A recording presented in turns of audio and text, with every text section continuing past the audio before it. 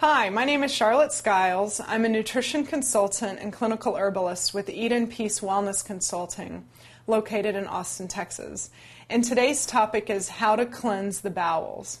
There are a number of ways to cleanse the bowels, and it really depends on the person trying to do such a thing.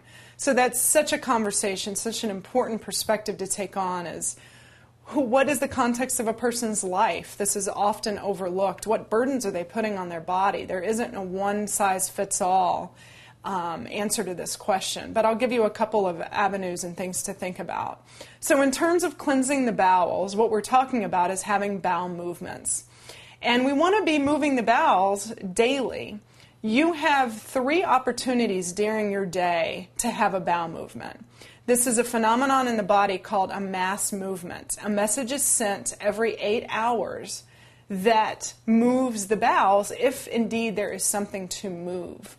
So that message is sent. If there's nothing to move, great, there's nothing to move, but you at least want that to occur daily. You'll read in certain literatures that you want the bowels to move 3 times a day. I don't believe in these hard and fast rules. I just think that it needs to move daily, and it can move as often as it wants, as long as it's comfortable and well-formed stool. So it's not too dry and it's not too wet, so to speak. So in terms of how to facilitate these healthy bowel movements, you want to stay hydrated. By the time your waste products in your digestive tract get to the colon, the thing to realize about the colon is that its role is to reabsorb water back into the body and to dehydrate the waste product that then is going to leave your body. So there's a sucking action that occurs there. You want to make sure there's enough water down there so that the body reabsorbs what it needs and releases the waste products. Too much water in the bowel, and that doesn't really have to do with being overhydrated. It has to do with other things going on. And you get runny stools, not enough water in the bowel, and you get dry stools. So you're looking for a balance there. So stay hydrated. The other thing to think about with cleansing the bowel is fiber intake. Generally speaking, vegetable fiber is the way to go. Many people will turn to grains to increase their fiber intake.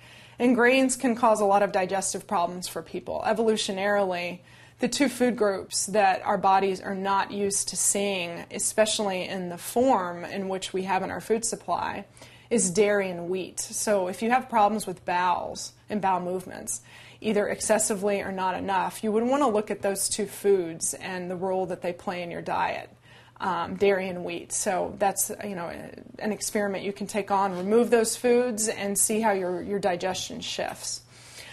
So increase your intake of plant-based fiber materials, specifically vegetables and fruits. It's interesting to note that fruits, we eat fruits and they have seeds in them.